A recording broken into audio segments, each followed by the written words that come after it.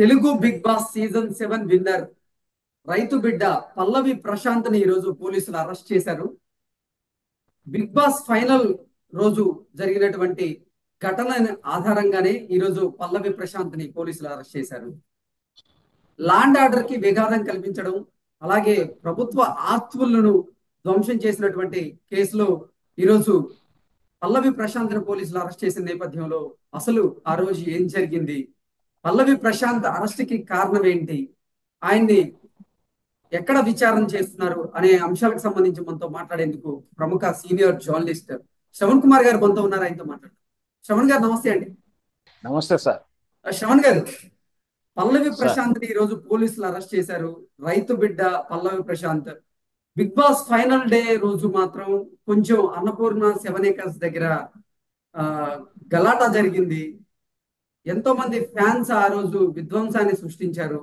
పల్లవి Prashanth fans, అలాగే పల్లవి ప్రశాంత్ కూడా పోలీసులతో వాగ్వివాదానికి దిగాడు. లాండ్ ఆర్డర్ కి విఘాతం కల్పించారంటూ, అలాగే ప్రభుత్వ ఆస్తులను ధ్వంసం చేశారనే కేసులో ఈ రోజు పల్లవి ప్రశాంత్ ని పోలీసులు అరెస్ట్ చేయడం జరిగింది. ఈ అంశాన్ని ఎలా చూడొచ్చు? ఈ అంశం మీద మీ విశ్లేషణ ఏంటి అంటే ఏం చెప్తారు?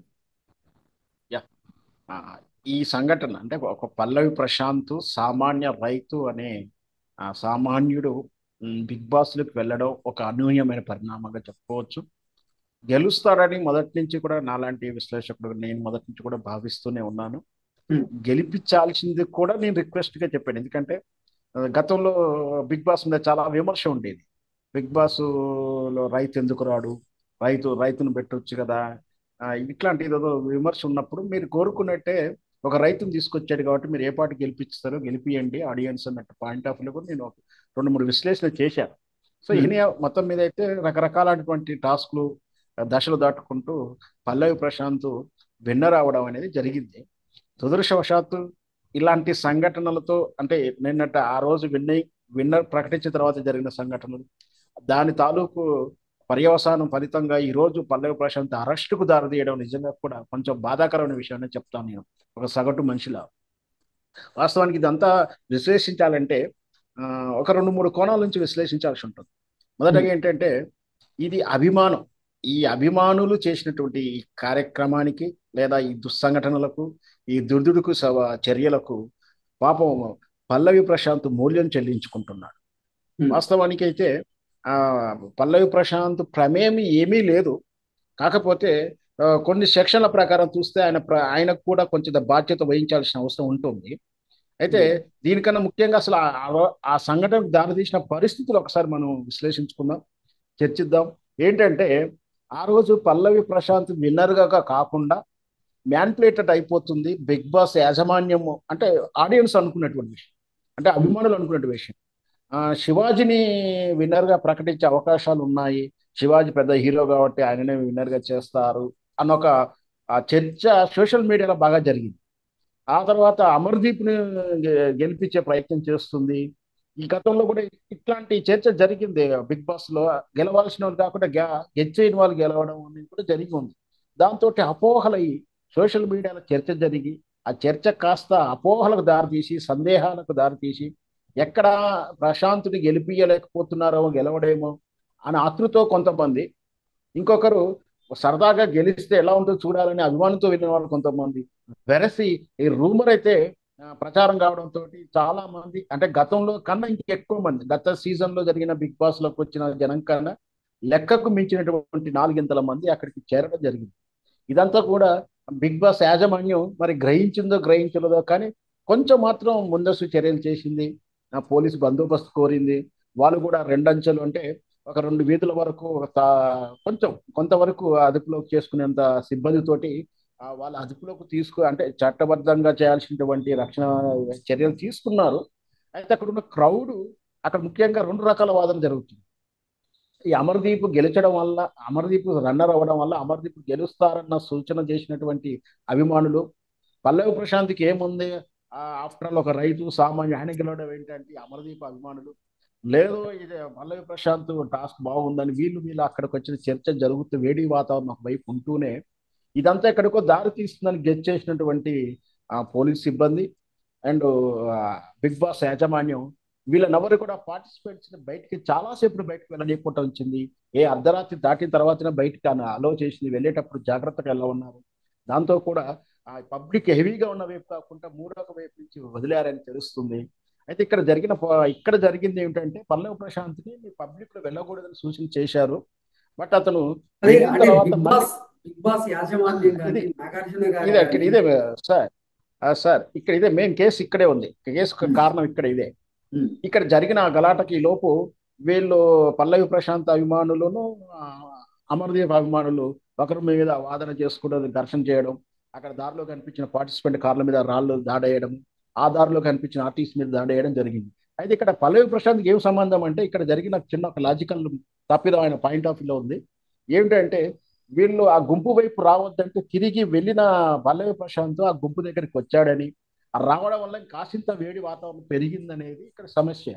సో ఇది కేసు అతని మీద. వాస్తవానికి అయితే ఇది ఇక్కడ వీళ్ళు పెట్టిన కేసుల సెక్షన్ ఒకసారి చూస్తే సెక్షన్ 147 అండి. ఇది అల్లర్లకు ఊతమీయడం కానీ అల్లర్లో పాల్గొంటున్నప్పుడు సెక్షను. దీనికి 2 సంవత్సరాల వరకు శిక్ష పడే అవకాశాలు ఉంటాయి. 147 మరణానికి దారి తీసేలా ఏదైనా ఆయుధం బట్టి దాడి చేయడము. అదే ఇప్పుడు రాళ్ళు తీసుకుని కొట్టారు కాబట్టి అందులో అమర్దీప్ ఫ్యామిలీ లేడీస్ ఉన్నప్పుడే పబ్లిక్ రాళ్ళు తీసుకుని కొట్టారు. పబ్లిక్ కొట్టారు. అమర్దీప్ ఇక్కడ పల్లవిశాంత్ దాడి చేసినట్టు ఎక్కడా లేదు. కేసు ఫిర్యాదులు కూడా లేదు.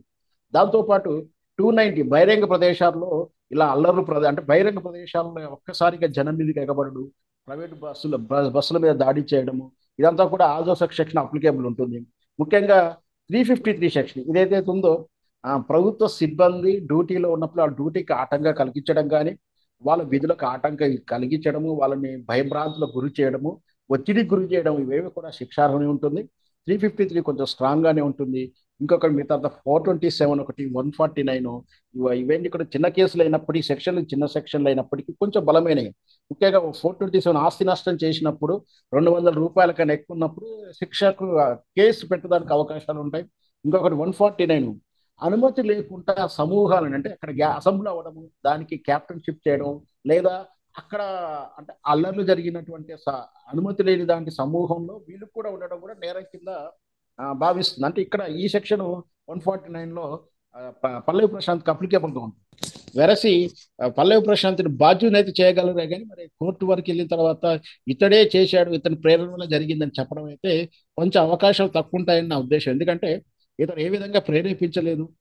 ప్లస్ ఇంకొకటి ఏంటంటే పల్లవి ప్రశాంత్ వెళ్ళొద్దంటే వచ్చాడంటుంది కానీ ఆయన రేపు డిఫెన్స్కి అవకాశాలు ఏమున్నాయంటే ఆ విధానాలు నాకు తెలియదు, పబ్లిక్ నా వెంటబడి నన్ను నెట్టుకొచ్చారు, లేదా నేను ఎక్కడికి వెళ్తున్నానో ఆ చీకట్లో ఏ రూట్లోకి వెళ్ళానో తెలియదు కాబట్టి అక్కడికి రావాల్సి వచ్చింది, డిఫెన్స్ చేస్తాడు. కాకపోతే అతను ఇబ్బంది పెట్టేటువంటి సెక్షన్లు కాబట్టి కంపల్సరీ అరెస్ట్ చేస్తున్నారు. బహుశా పల్లవి ప్రశాంత్ మీద పెట్టి కేసు నిలబడకపోవచ్చు. మిగతా వాళ్ళు మొత్తం ఖచ్చితంగా సీసీ కెమెరాల ఫుటేజ్ ఉంది, వాళ్ళందరికీ కూడా శిక్షార్హులు అయితే వాళ్ళు ఖచ్చితంగా వాళ్ళు కేసుని తప్పించుకోలేరు.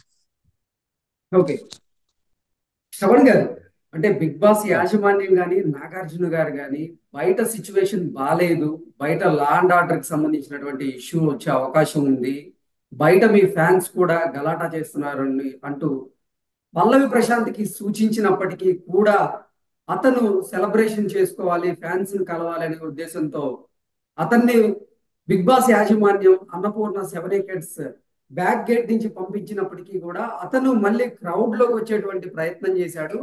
పోలీసులు అతన్ని అడ్డుకునే ప్రయత్నం చేసి అతన్ని ఇంటికి పంపించేటువంటి ప్రయత్నం చేస్తున్నప్పటికీ కూడా పోలీసులతో వాగ్వివాదానికి దిగాడు, వారిని వారించాడు అంటూ కూడా ఒక వార్త బయటకు వచ్చింది. దానివల్లే ఎంతో మంది ఫ్యాన్స్ కూడా వీరంగం సృష్టించారు ఆ ప్రాంతంలో. దానివల్ల ప్రభుత్వ ఆస్తి నష్టంతో పాటుగా చాలా మంది పౌరులకి కూడా అక్కడ ఆస్తి నష్టం జరిగినట్లయితే కూడా కేసు నమోదు చేశారు. సో అతను నిజంగా పోలీసులతో వాగ్వివాదానికి దిగాడా, అతను రెచ్చగొట్టేటువంటి ప్రయత్నం చేశాడా, నిజంగా ప్రజల్లోకి వచ్చి సెలబ్రేట్ చేసుకోవాలి, ఆ సెలబ్రేషన్స్ ని ఎంజాయ్ చేయాలి అనే ఉద్దేశంతోనే అతను ప్రవర్తించాడా, అందులో భాగంగానే అతని అరెస్ట్ జరిగిందా అంటే ఏం చెప్తారు? ఇవి కొంచెం లీగల్తో కాబట్టి కొంచెం ప్రాక్టికాలిటీ కూడా మనం చర్చించాల్సి ఉంటుంది. ప్రాక్టికాలిటీ ఏంటంటే వాస్తవానికి ఇప్పుడు రేపు కోర్టులో వాదన జరుగుతున్నప్పుడు కానీ రేపు డిఫెన్స్ సెక్షన్కి వచ్చినప్పుడు ఇతను ఈ పెట్టినటువంటి కేసులు ఏవి కూడా ఇతని మీద నిలబడటానికి అవకాశాలు లేవు. ఎందుకంటే కేవలం ఆ అసెంబ్లీలో ఉండడం వల్ల, ఆ గుంపులో ఉండడం అని ఒక పాయింట్ ఆఫ్ వ్యూ తప్పించి మిగతా ఏవి కూడా ఇతను పగలగొట్టినట్టు కానీ ఇతను దాడి చేయమన్నట్టు కానీ ఏవి కూడా అంటే సాక్ష్యాధారాలు అతను లేవు. దాడి ఇంకో లెట్ మీ చేయకపోయినప్పటికీ, లెట్ మీ శ్రవణ్ సార్ గారు, సార్ లెట్ అతను మీ దాడి లెట్ మీ కమ్ చేయకపోయినప్పటికీ అతను సార్ సార్ నేను చెప్తాను లెట్ మీ. అయితే ఇక్కడ కేవలం ఒకే ఒక కారణం ఉంది. అదేంటంటే అనుమతి లేనిది రావద్దన్న ప్రదేశంలోకి వెళ్ళవద్దన్న ప్రదేశంలోకి వచ్చాడని మాత్రమే ఉంటుంది. రేపు అతనికి డిఫెన్స్ ఉంది. ఇది ఈ వాదనలో నిరూపించుకోవడానికి ఎప్పుడైతే సెక్షన్ కేసులు పెట్టినప్పుడు పబ్లిక్ పీపీ వారు చెప్తున్నప్పుడు దానికి ఇతను వైపు నుంచి వాదన ఏముంటుందంటే, నాకు హైదరాబాద్ కొత్త, నేను ఎటు వెళ్తున్నానో తెలియదు, నా ప్రేక్షకులు నా అభిమానులు నన్ను నెట్టికెళ్ళారు, నేను ఎక్కడికి వెళ్తున్నో తెలియదు, ఏ గల్లీ నుంచి ఎక్కడికి వెళ్తే ఏమవుతుందో నాకు తెలియదు, కాబట్టి నేను ఎటు వెళ్ళాను అని చెప్పే డిఫెన్స్ ఉంటుంది. అంటే వీళ్ళు పెట్టిన కేసు బలమైనది కాదు, కేసు ఇబ్బంది పెట్టేదే కానీ బలవ ప్రశాంతిని లేబుల్గా చేసే పర్సన్ అయితే కాదు ఈ కేసు ఈడ. మొత్తం మీద ఏదైనా ఈ అంశం నుంచి తేరాల్సిన మోరాలిటీ తెలుసుకోవాలి. ప్రస్తుతానికి ఎంతవరకు శిక్షార్హుడు అంటే మోరాలిటీ ఏంటంటే అభిమానం అనేది ఇష్టరూపంగా ఉండాలి, ఆ తర్వాత ఆరాధన వైపు వెళ్ళాలి. కానీ ఆ అభిమానం పిచ్చి వెర్రితనం చేసి షాడిజంగా ప్రవర్తించి వేళ్ళ వెర్రిగా ఇతరుల ఆస్తుల మీదనో వ్యక్తిగతంగా దాడి చేయడం అనేది నిజంగా ఈనాటి ఎవరైతే చేసిర్రో ఆనాటి అక్కడికి వచ్చినట్టు యువత కావచ్చు, ఎక్కువ యంగర్స్టర్ ఉన్నారు, వాళ్ళ ఆలోచన ధోరణి, వాళ్ళ మైండ్ సెట్ ఎంత మారింది, ఎంత పశుత్వం వైపు వెళ్తుందో దాని గురించి మదనపడాలి. అటు నుంచి మనం ఏమన్నా వాళ్ళకి గైడ్ లైన్ ఇవ్వడం కానీ ఈ సోషల్ మీడియాలో జరుగుతున్న విధానం గురించి ఆలోచిస్తే ఇట్లాంటి పునరావృతం కాకుండా అవుతాయనేది నా ఉద్దేశం. ఓకే శ్రవణ్ గారు, పల్లవి ప్రశాంత్ ని పోలీసులు అరెస్ట్ చేసిన నేపథ్యంలో అతన్ని విచారణలో ఎటువంటి అంశాలు అడిగే అవకాశం ఉంది, ఎటువంటి ప్రశ్నలు అడిగే అవకాశం ఉంది అంటే ఏం చెప్తారు? ఖచ్చితంగా ఇదే అడుగుతారు. మీరు ఎందుకు రావద్దంటే వచ్చారు, మీరు ప్రొవోక్ చేశారా అంటాడు. వాస్తవానికి ఏంటంటే వాళ్ళని కొట్టండి, దాడి చేయండి, ప్రొవోక్ చేశారా మీరు అని ఎప్పుడు చేశారా అని అడుగుతారు. వాస్తవానికి అవకాశం కూడా, ఎందుకంటే బిగ్ బాస్ సెక్యూరిటెడ్ 100 days ఎవరికి నిషేధంలో వాళ్ళు ఇతర ప్రపంచంతో కనెక్షన్ కట్ చేసి వాళ్ళు లీడ్ చేయడానికి అవకాశం లేదని అందరికి తెలిసిన విషయమే. అంటున్నప్పుడు నేను ఎవరికి సందేశం ఇవ్వలేదంటాడు. నా తరపున కూడా ఏజెన్సీలు కానీ ఎవరు కానీ ఇవ్వలేదని అంటాడు. అంటే అక్కడ బలం వాదన నిలబడదు. కేవలం మేము ఏదైతే చెప్పామో మీరు అటువైపు వెళ్ళొద్దండి, పబ్లిక్ ఉన్నారు, లేదా ఏదైనా జరుగుతుండొచ్చు, లేదా ఇంకొంచెం ఇటు కాకుండా వెళ్ళండి అన్నా కూడా వచ్చాడు. చూసారా, అది ఎందుకు వచ్చావంటే అతను నిజంగా తెలిసి వచ్చాడో తెలియకనో, లేదా అభిమానుల మధ్యలో షేర్ చేసుకోవాలని వచ్చి ఉండొచ్చు. కానీ రేపు అది వాదన నిలబడటానికి వచ్చేటప్పుడు మాత్రం డిఫెన్స్లోకి వెళ్ళిపోతాడు. ఒక రకంగా చెప్పాలంటే అబద్ధం చెప్తుంటాడు. వాళ్ళ లాయర్లు అడ్వైస్ ఇస్తారు అదే విషయాన్ని. మాకు హైదరాబాద్ కొత్త కాబట్టి మా ఎటు వెళ్తున్నామో తెలియదు కాబట్టి అటు వచ్చాను, నేను ఏమి చేయలేదు, నేను అమాయకుడిని, సెలబ్రేషన్ చేసుకున్నాను, నా సెలబ్రేషన్ నా చేతులు లేదు, అభిమానులు నెట్టికెళ్ళారు, అభిమానులు ఎటు తీసుకెళ్లారు, నాకు ఆ గందరగోళంలో ఆ చీకట్లు ఏం తెలియదని అంటాడు.